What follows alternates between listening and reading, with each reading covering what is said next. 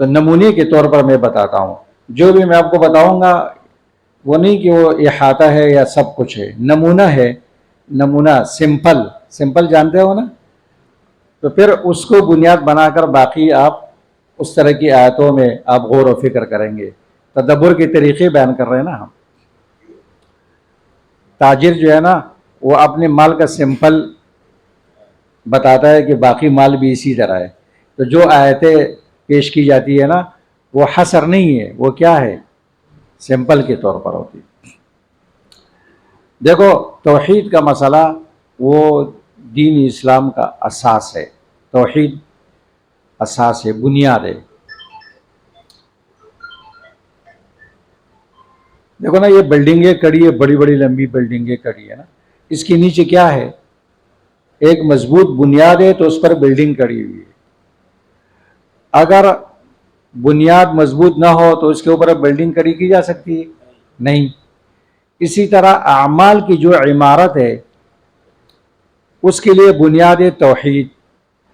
اگر ایک شخص کی عقیدے میں توحید ہے تو وہ جتنی بھی عمل کرے گا، نماز پڑھے گا، روزہ رکھے گا، حج کرے گا، صدقہ کرے گا، نذر و نیاز کرے گا، جو بھی کرے گا وہ اللہ کے ہاں مقبول ہے اخلاص کے ساتھ.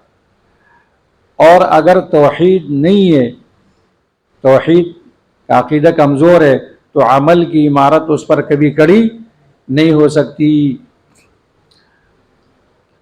19 پارے کا پہلا صفحہ مشرکین کے عمل کے بارے میں اللہ کیا فرماتے ہیں؟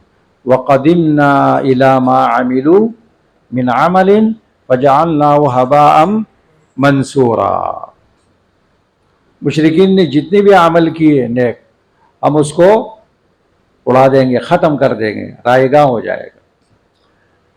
توحید کے بغیر کوئی عمل قبول نہیں ہے.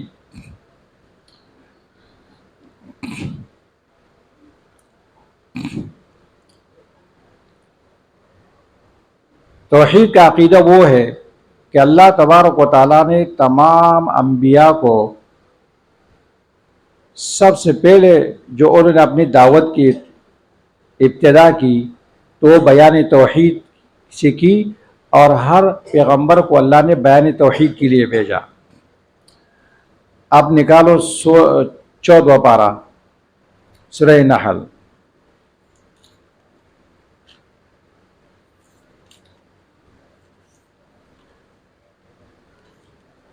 وَلَقَدْ بَعَثْنَا فِي كُلِّ أُمَّةٍ رَسُولًا أَنِ اعْبُدُوا اللَّهَ وَاجْتَنِبُوا الطَّاغُوتَ. وَلَقَدْ بَعَثْنَا فِي كُلِّ أُمَّةٍ رَسُولًا، ہر امت کے اندر ہم نے پیغمبر بھیجا. ان قول مقدر کی تفسیر کرتا ہے. نکال لیا آیت؟ جی آیت نمبر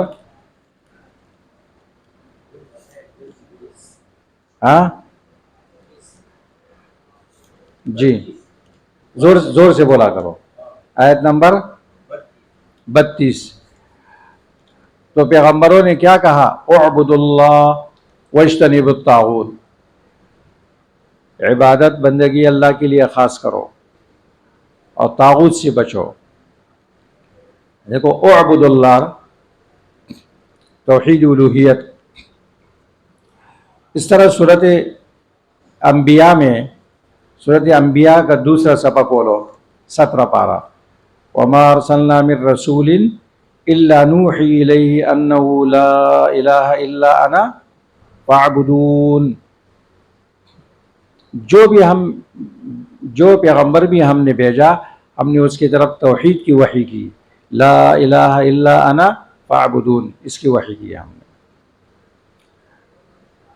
تو انبیاء علیہ السلام کی تاریخ بیان توحید میں نوح علیہ السلام سے شروع ہوتی ہے.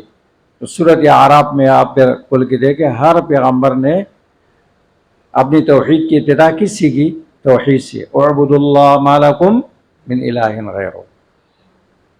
بعد میں پھر جو اخلاقی برائیاں تھیں اس کے بعد بیان کی. سب سے پہلے توحید بیان کی ہے. علماء انبیاء کے وارث ہیں نا، تو ان کو بھی اپنی تقریر اور دعوت کی ابتدا کس سے کرنی چاہیے؟ بیان توحید سے. سب سے پہلے توحید بیان کرو گے. اللہ اکبر.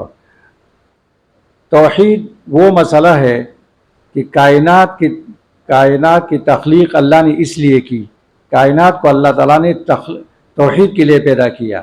سورہ زاریات کا بالکل آخر نکالو، 27 پارہ سورہ زاریات کا آخر، وما خلقت الجن والانس الا لیعبدون، تو الا لیعبدون کا معنی ہے الا لیوحدون، الا لیوحدون۔ قرآن کریم کا سب سے پہلا خطاب جو پوری انسانیت سے ہے وہ توحید کا خطاب ہے۔ سورہ بقرہ آیت نمبر 21، یا ایھا الناس اعبدوا ربکم، دیکھو توحید کا خطاب ہے۔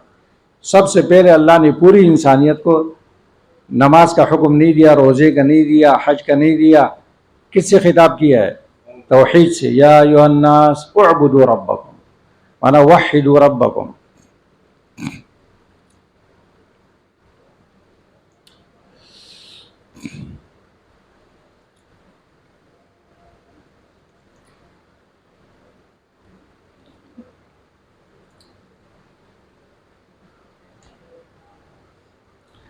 ابھی سورہ محمد نکالو، 26 پارہ سورہ محمد،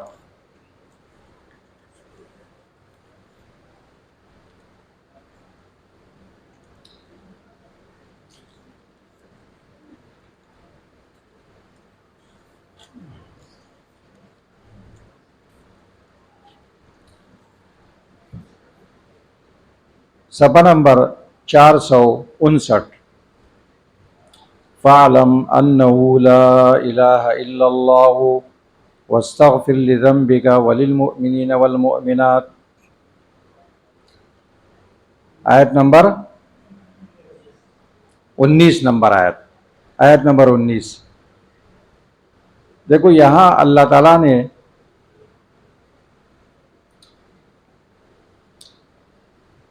طلب علم کا ذکر کیا، اللہ کے رسول کو حکم دیا بیان توحید سے پہلے طلب علم۔ فَاعْلَمْ أَنَّهُ لَا إِلَٰهَ إِلَّا اللَّهُ، لا الہ الا اللہ یہ توحید ہے، وَاسْتَغْفِرْ لِذَنبِكَ یہ عمل ہے۔ اس لیے امام بخاری نے باب باندھا ہے نا کہ پہلے علم یہ عمل سے پہلے ہے، اور سب سے پہلے فَاعْلَمْ یہ اس بات پہ دلالت کرتا ہے دوام طلب علم کا دوام، اہم معلوم کے لیے علم حاصل کرو، کس کا؟ ایک معلوم کا۔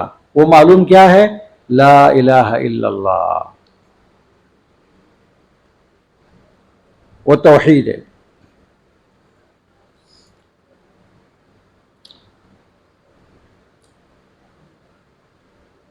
فعلم طلب علم ہے نا، جان لو نا، علم طلب کرو، امر دوام کے لیے ہے۔ جان لو، کیا جان لو؟ معلوم کیا ہے؟ لا الہ الا اللہ، ہمیشہ توحید جان لو، معلوم کرو، اور پھر اس کے مقتضا پر عمل کرو اس کے مقتضا۔ واستغفر لذنبک،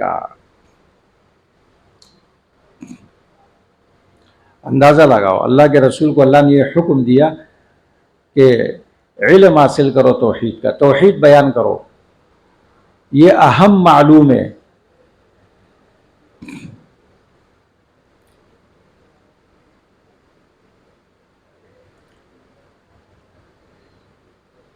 اس لیے علماء نے لکھا ہے، علامہ ابن قیم صاحب نے بھی یہ بات لکھی ہے، اور ابن جوزی صاحب نے بھی یہ بات لکھی ہے۔ ابن قیم صاحب نے مدارج السالکین میں لکھا ہے کہ القرآن کلہ فی التوحید، قرآن سارا کا سارا کس میں؟ توحید کے بیان میں۔ القرآن کلہ فی التوحید، کہتا ہے ان کل آیت فی القرآن متضمنۃ للتوحید شاہدۃ بہ داعیۃ الیہ۔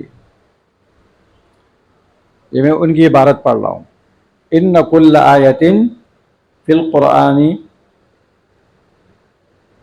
متضمنۃ للتوحید شاہدۃ بہ داعیۃ الیہ، قرآن کریم کی ہر آیت توحید کو متضمن ہے، اس کی شاہد ہے اور اس کی طرف دعوت دینے والی ہے۔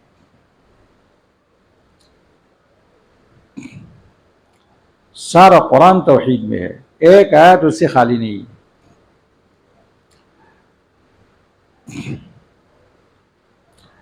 جو مضامین ہم نے بیان کیا، ربط بیان کیا، تو اس سے بھی آپ کو معلوم ہو گیا کہ سارے مضامین کس کے ساتھ لگتے ہیں؟ توحید کے ساتھ۔ سب سے پہلے توحید، جو توحید مانے گا تو صدق الرسول بھی مانے گا، رسالت بھی مانے گا۔ جو رسالت مانے گا تو وہ قرآن کی صداقت کو بھی مانے گا، جو قرآن مانے گا تو وہ آخرت کی جزا و سزا کو بھی مانے گا۔ ٹھیک ہے، تو پھر اس کے لیے جہاد ہے، جہاد کے لیے انفاق ہے، انفاق کے لیے تنظیم ہے، تنظیم کے لیے کیا ہے؟ آداب ہے۔ توحید ماننے والوں کے لیے بشارت، نہ ماننے والوں کے لیے تخویف۔ تو سارے مضامین اس کے ساتھ لگتے ہیں، سارا قرآن توحید میں ہے۔ یہ جو آیتیں ختم ہوتی ہے نا، آیتوں کے آخر میں اللہ کے اسماء و صفات ہوتے ہیں یا نہیں؟ یہ توحید نہیں ہے کیا؟ اس آیت کے ساتھ اس کا تعلق ہوتا ہے۔ کسی آیت کے آخر میں آتا ہے غفور الرحیم، کسی کے آخر میں آتا ہے عزیز الحکیم، کسی کے آخر میں آتا ہے علیم خبیر۔ تو یہ سب بیان توحید ہے۔ اب قرآن کریم کا اسلوب کیا ہے بیان توحید میں؟ تو اسلوب بیان کرتا ہوں، تدبر کا طریقہ ہے قرآن کریم میں اللہ تعالیٰ توحید کو کس طرح بیان کرتا ہے۔